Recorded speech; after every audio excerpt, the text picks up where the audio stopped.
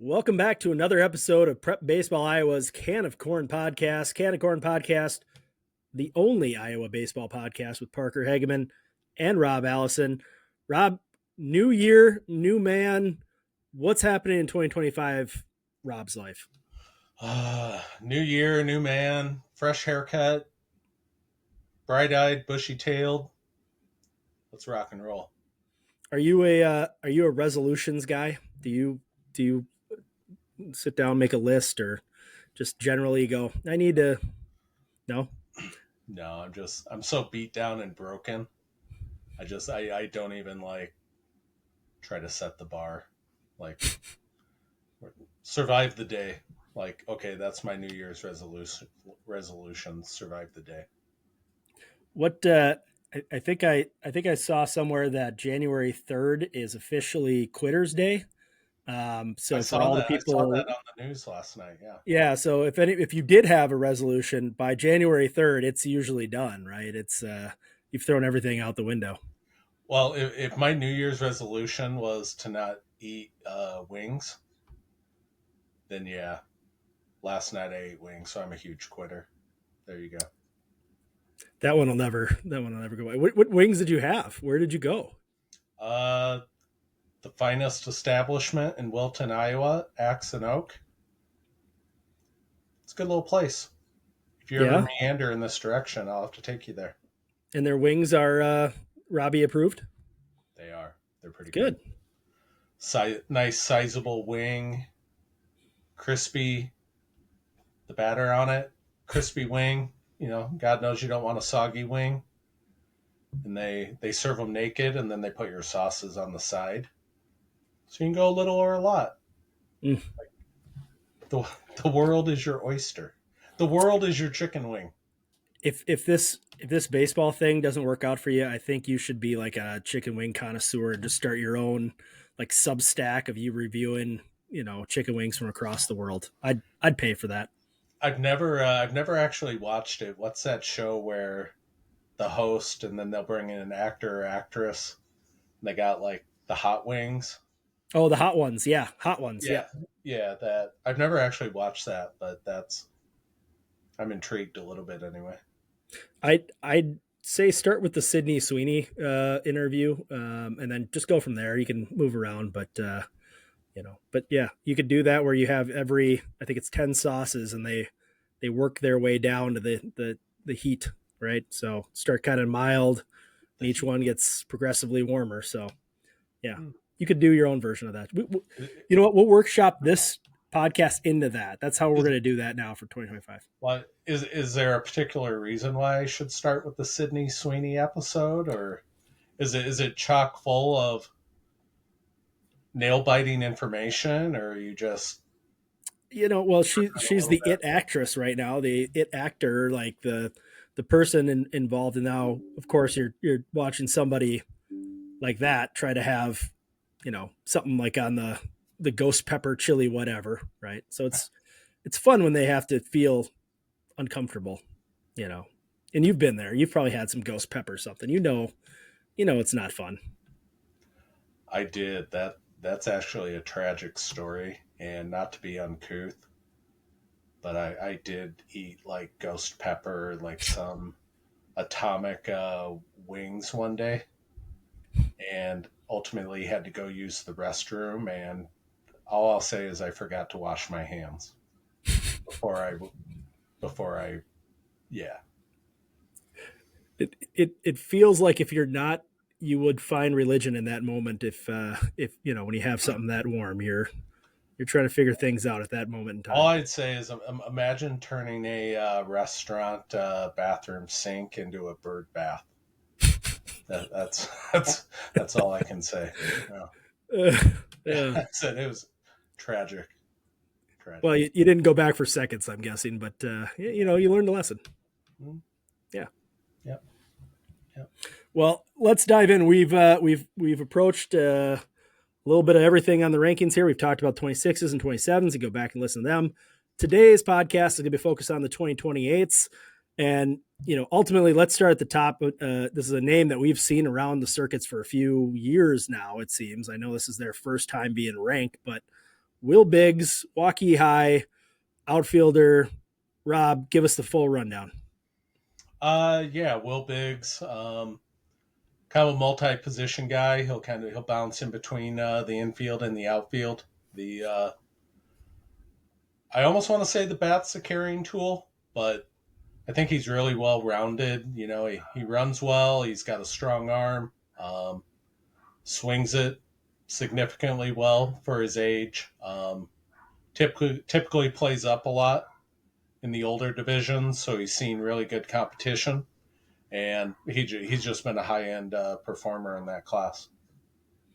Yeah, he's definitely been a name that we haven't seen him in the junior future game circuits or anything like that, but obviously, when you see him on the field, yeah, that he's a standout guy, especially with his own age group. You could see some of the physicality and the Mm-hmm. size, right? I mean, I think he's done a little bit of everything when we've seen him. I think he was even on the mound a little bit. He's probably not a pitcher, but like he could throw. Yeah, yeah, it definitely brings a lot to the table. He's had a lot of really higher end baseball opportunities and experiences, even up to this point, and yeah, he's a good player. All right, and then you kind of look down the list here. I think you got 15 total ranks for the first drop. Yeah. A lot of names that we saw down in Georgia, future game kids. Number two, right away, Abram Decina, Centerville, catcher, outfielder, a little bit of everything. What are your thoughts on him? Yeah, the big thing with me with Abram is, I mean, and you've seen it as well. I mean, he's a hit machine. Like that's all he does is barrel after barrel, gap after gap. Um, True, like three hole. Lock him in the three hole. He's going to drive in runs. He has juice in the bat. He's going to be on base. He's going to create action and offense. Um, just really wide barrel and high end offensive skills for a freshman in high school. Yeah, and I probably mentioned this in tweets and anything else, but like I think he was third in batting average last year in the high school league, and like as an eighth grader, I mean and I know it's one of the smaller classes, but that's still kind of impressive to be able to have that kind of back control. Yeah, yeah. I mean, he's pretty stout. Like he's pretty strong for his age. I don't think he's by any means maxed out though. Um, we kind of talk about the USSSA urban legends, the kids that hit puberty when they were like 5 years old, and they kind of go into that eighth grade freshman year, and they're just so much more physically advanced than their peers. Talking about these guys, they definitely stand out from a physical standpoint.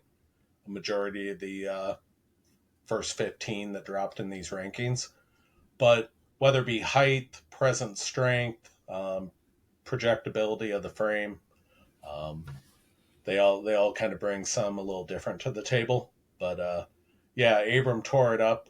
You know, playing up. Really, he's playing up like 3 to 4 years when you're talking about an eighth grader playing varsity baseball. But yeah, he performed considerably well last summer. Then following him, another junior future game, Brecken Miller, right? Ankeny Yeah, Centennial. yeah, yeah. Right now, for me, like the two things that stand out with me with Brecken, he's really athletic, and I think he has some serious and is going to have some serious arm strength down the road. Um, I guess the third thing, maybe 2.5, is he's versatile. You know, you can play him kind of all over the field. He's kind of listed out right now as a right-handed pitcher catcher. Um, but for his age, his catch and throw skills for his age are like really top notch. It's some of the best I've seen. Like his ball has good arm strength, good accuracy, well above average carry to the bag. It just plays a lot different than most guys. A little known fact: I actually played against his father, so this is aging me really quick. Yeah, his dad is from Cherokee, which we all know that you're geographically deficient. in the state of Iowa. But Cherokee is probably about 30, 40 miles away from Spencer, where I grew up. We played in the same conference. And so, yeah, I've known his dad for, well, I'm 49, so Do you have a 32 good story of years, him getting the best 30. of you or anything like that, or what? No, his dad was a hell of a player. His dad actually was a draft pick by the Cincinnati Reds out of high school. Started at Iowa State, was there for a couple of years, and then finished his college career at Morningside in Sioux City. Um, but yeah, and part of it too, like I don't know if it's always true, but one of the first boxes you check from a scouting perspective is you do chase bloodlines. Um, his dad was a great player. I know his mom was a really good athlete. Brecken has an older brother that's on the football team at Iowa State. Um, so just athletic family in general.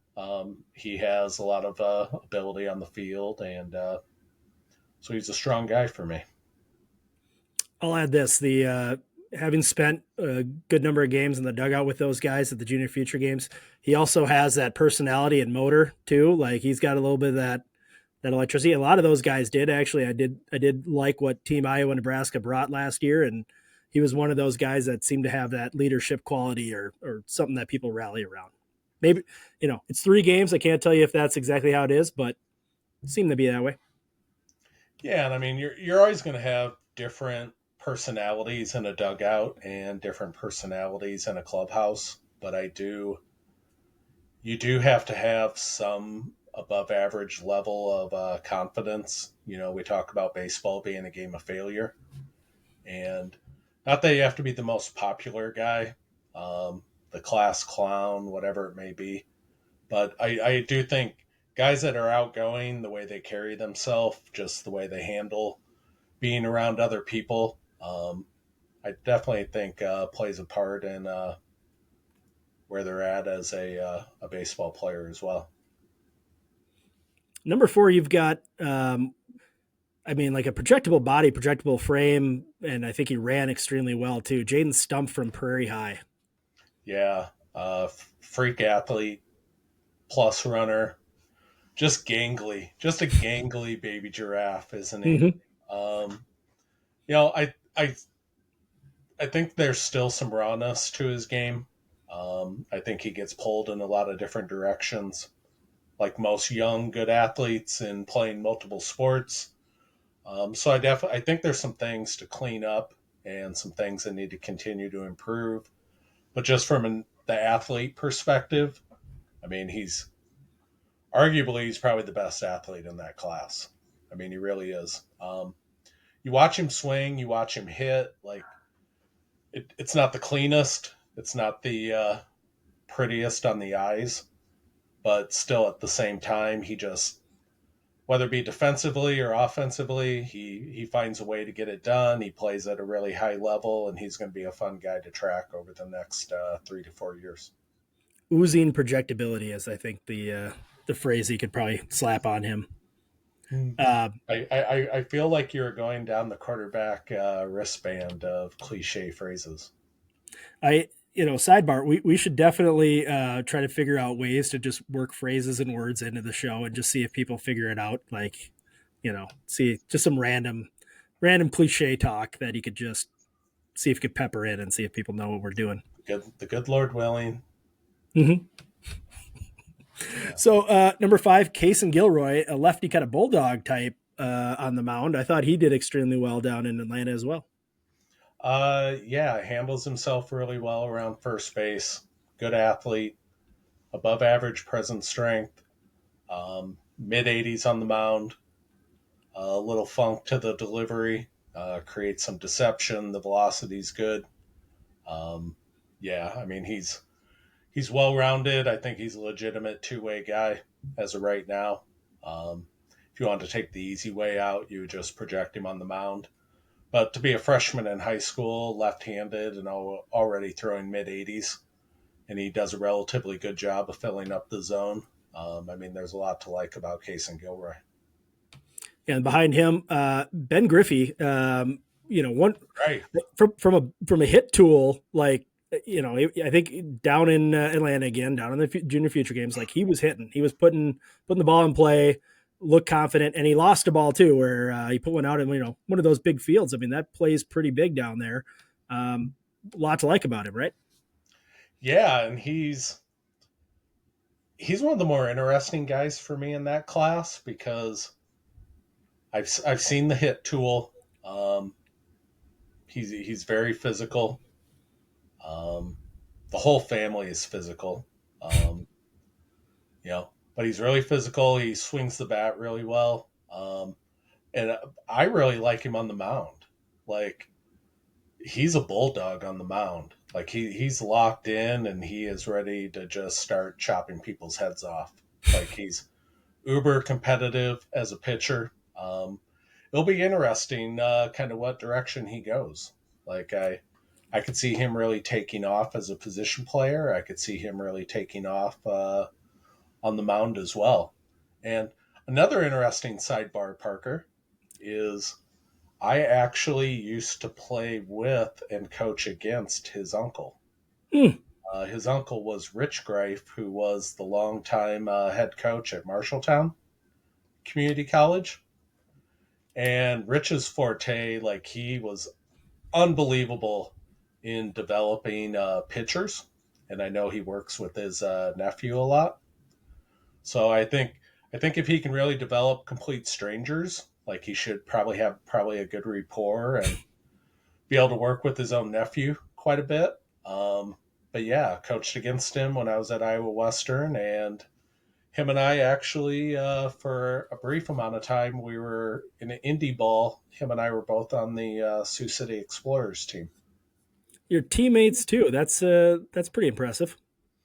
Yeah, yeah, he's an awesome guy. Um, Great dude. Haven't done a very good job of keeping in touch with him. Uh, but I know he's still lumbering around the greater Marshalltown area, and I hope he's doing good. Well, Iowa is truly a small state, is what I think I've learned here. And you know everybody. Well, when you've lived here for 49 years and never been smart enough to get the hell out of here, you tend to have some pretty significant networking, I guess, in the realm of baseball anyway. Yeah. Uh, Moving along to number 7, Carver Cruise. Obviously, on the fall circuit, Yep. we saw him a ton, and I think he does a little bit of everything extremely well. I mean, defensively, he played some short, second, can hit. Got on the mound and was mid eights. Like, give us a little bit on him. Yeah, athletic, left-handed hitter. He's another guy. Started as a eighth grader at Muscatine High School. One of my best friends, I would actually consider him a mentor, is Nick Zumzande, the head coach at Muscatine. He kind of gave me one of my first shots at the title in regards to coaching and really put me in a position for some great opportunities. But Nick, Coach Zumsande is also a hard ass. Like he's all over his players. He's a great developer. He holds them accountable. And for him to have the faith in throwing an eighth grader in there, especially at a premium position like shortstop, that speaks volumes for me. And but yeah, like Carver for me, like he's that typical athletic shortstop that you can move him around, you can put him in other positions, you can put him on the mound. He's still going to compete at a high level. He's used to playing catch across the infield at 120 feet. You put him on the mound, get him stationary. Like he can really play catch with the glove from a pitching perspective. But I think he has a good chance of sticking at shortstop. I like the athlete. I like him being a left-handed hitter. I think that kind of sets him apart or differentiates him. But yeah, he's got a lot of ceiling left in him. That's for sure. I mean, so that's, throughout the top 10, we've got 6 guys that were on the Junior Future Games team. Rounding out the top 10, Henry Heller, Pete Craig, Carson Wheelander, another Junior Future Game kid. Talk about whatever order you want to with those 3. Yeah, Henry Heller buried up in Morris, Orange City, Floyd Valley. Um, Obviously you've heard of that high school a ton up in the Twin Cities.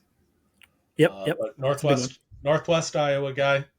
Um, Again, dual guy. Uh, Moves well in the outfield. Quality swing. Above average arm strength. He'll run it low to mid on the mound. I probably like him a little bit more on the mound than I do as a position player. But the nice thing is he's still our, the running joke. They're 14, 15-year-old moped driving freshman in high school. Like so much. You see what is now. You kind of have an idea of the projection, but then it'll be interesting how this class kind of morphs and adjusts and the changes that all will happen over the next 2 to 3 years from a rankings perspective. um, but he's a quality guy. Pete Craig is a little bit of a unicorn. Freak basketball player. Really good on the hardwood, but I mean he's all of 6'3", 6'4", long and lanky, super athletic. Maybe baseball ends up losing him to basketball. I don't know. I mean, he's that high end of a player, but hopefully he sticks with baseball because I think he has a lot of ability and could create a lot of options for himself that way. And Carson Wheelander was a little bit of all everything down at the future games. Moving all around the field. I know he swung the ever living heck out of it last summer. Talking with Torin Shahidi, the director with three T's. Like he thought Carson Wheelander was probably the one guy who made the biggest jump last summer, and in a positive way, like really just surprised everybody with the high level that he actually played at, and he did it consistently. I think he did it again down in Atlanta, and I know he's also going to be at our preseason All State event coming up in March. So I'll be really, really interested to see like the changes in him and the improvements just from late July to this coming March. Now I know we got to see a lot of these guys in the fall because a lot of the names played with top tier, and this is another one. Oliver Beckman, we saw him the mound a few times, and they played a little bit everywhere too. But I thought he was a really good arm. Yeah, he fits into the mold with like Abram and Carver Cruise. He was a one of the main guys on the mound as an eighth grader for Waterloo West. Taking an eighth grader on the mound and throwing him into 4A baseball is a little bit of a definitely you're throwing him into the fire a little bit. Um, but yeah, all fall with top tier. He was obviously their number one gunslinger. He was the guy that was going to set the tone for them um, from a pitching perspective. And yeah, I mean, he's tall, long, projectable. The velocity is going to continue to climb. He already has current pitchability. So for me, he was kind of an easy guy to go up in the rankings. And following him, two more junior future games alumni Blake Bunda and Brooks Bond. Again, all over. They play, they do a little bit of everything well. Yep, yep. Bunda's primary is a catcher. The bat is the carrying tool for him right now. Good physicality, good present strength. Just really swings it with confidence.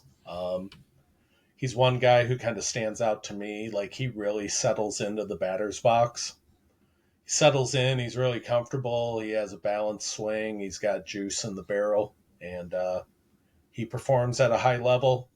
Brooks Bond, uh, really good athlete. Um, I think he plays shortstop. I think he has a chance to stay at shortstop.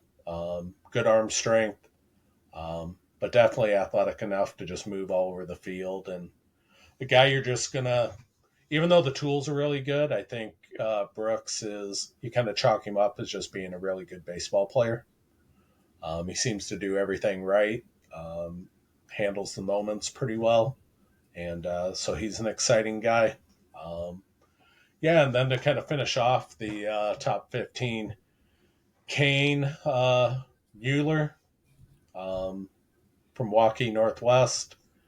Uh, he was there till the bitter end. You know, ultimately, when we're only taking 15 guys to the future games, you have to make some really tough decisions. You're trying to build that roster. You want some flexibility by position. You just have to be able to give yourself options. And when you get down towards the end, it gets tough. Um, but he was kind of that guy that he was right there. He was in the mix. We had to go in some different directions to fill the roster and put ourselves in the position we needed to be in. But yeah, he's definitely a quality player. I think he's continued to develop, continues to make strides. And so he's another guy I'll be interested in seeing in March and kind of seeing where he's at and what the development curve looks like. And then talk about screaming projection, like Bowen Benedict at 15 from Ballard High School is, I mean, I think he has a chance to be, when it's all said and done, he's has a chance to be in the top 10, if not in the top 5 in the state. Super skinny, gangly, long bodied kid. But the arm is, it's going to be, I think it's going to be electric. Like it's just so fluid and loose. A little bit of a lower 3/4 arm slot. Ball really jumps out of his hand. Um, if you were doing rankings just based on velocity, um, he'd probably fall short right now. Like it's not high end velocity, but just when you couple everything together, the projection for him, for me, is like so high. Like I couldn't walk away from him and not have him in this first rendition of the rankings. Like So you're assuming I have really high hopes for him. weight room, diet, natural growth, and you're going to see those numbers pop a bit. Absolutely, absolutely. I mean, he's a fun guy to watch on video because I mean, just the arm action is it's top notch. Now, we do have visibility on, most of the upper Midwest 2028 class and all that stuff. I do think when you compare side by side, this Iowa class is probably as good as any athletically anyways, up and down the top 10, right? I mean, even going out to 15 like you're saying, there's some pretty good projectability. Is this, and you haven't really, gone this early in the rankings previously, so it's hard to kind of compare across the board, but from what you see right now, it's a pretty advanced group, don't you think? Yeah, I think it is advanced. I think all these guys play for various club teams, high school programs, but I think they've been exposed to a lot of baseball and high end baseball early in their careers. Um, and as you say, that athlete, like I think that kind of epitomizes this group. Um, this would be a really sweet group to like split them in half and like have a pickup basketball game or 7-on-7 football against each other. Like you would, it would be pretty impressive to watch this group not just play baseball, but just be athletes and just play sports in general. Like that's super interesting. Well, if the super sophomore games happens this year, that'd be a good idea to do is split them up, and we're gonna do some dodgeball. We'll do some off-field Olympics and try not to get anybody hurt. But yeah, let's see them run around a bit. Absolutely. That'd be fun to Yeah. watch. Well, anybody listening right now can. I mean, we're still obviously getting through all the rankings, and this is the last of the updates. But we still have a lot of events now. I mean, we're almost a month away from a couple of them. You want to give a rundown on what we're looking at here this winter, spring? Yeah, we'll kick off in February. On the morning of Super Bowl Sunday, we'll be in Monticello, Iowa, with the Eastern Iowa preseason ID. I think that next week, then we jump over to our Midwest Pro Case event, which talk about thunder and lightning. That's going to be pretty loaded up with high end potential draft pick type guys. That's always a fun event. And then we go into Central Iowa. We have another ID event. Um, some rising stars for eighth graders baked around everything. To be able to look at guys in that class, the 29s, and being able to piece together our junior future games team for this coming summer. Um, and then the Catalina wine mixer of showcases kind of finishes off the Iowa schedule with the Iowa preseason All State. I think a majority of these guys in the this top 15 and the 28 class are already registered. Um, that event has just really turned into like it definitely is, and I know there's conflicts in schedules and multi-sport guys, and not everything always works out perfectly, but the Iowa preseason All State with prep baseball really has become the who's who of baseball players from across the state, from freshmen all the way up through juniors, and it's one of my most favorite events of the year. It always is super interesting to see. Like, I think the fall and the winter is a big time for a lot of these guys and how they grow and they mature and develop physically and whatever it may be. And so yeah, we'll blow it up in March with the All State event and have a ton of really good guys and survive in advance. My New Year's resolution: survive the day.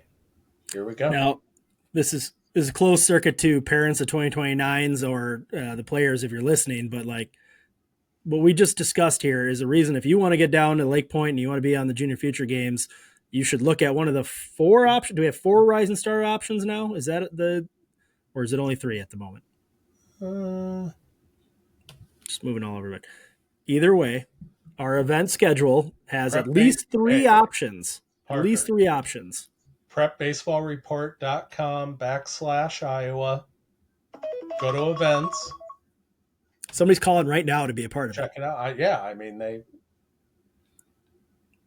my But office might be bugged. I'm low jacked right now. It's crazy. but that's it. Like if you want to be a part of the team Iowa, Nebraska, and the Junior Future Games, get to one of the Rising Stars events this spring. Get seen. Get on the board. Get in front of Rob Allison, and you can make it happen. Yeah, because all of this channels to everything, whether it be being able to see guys to evaluate them from a rankings perspective, to be able to evaluate them from an invitation perspective for future events, to looking at teams and what we offer from a national perspective. Um, if you don't put your foot forward, if you don't get seen, if you don't go through the process, like, you don't know what opportunities and options are going to open up for you. So whether it be an all state event or it be a preseason ID or a Rising Stars, like, we have ample opportunities for guys to put themselves out there and kind of see where they stand in the scheme of things. And we're looking to see as many guys as possible. Like, we want to be able to cover high school baseball in the state as much as we possibly can, and this is part of that process. Beautifully said. Beautifully said. That's that'll be another episode of Can of Corn podcast. I'm Parker Hageman. That's Rob Allison. See ya.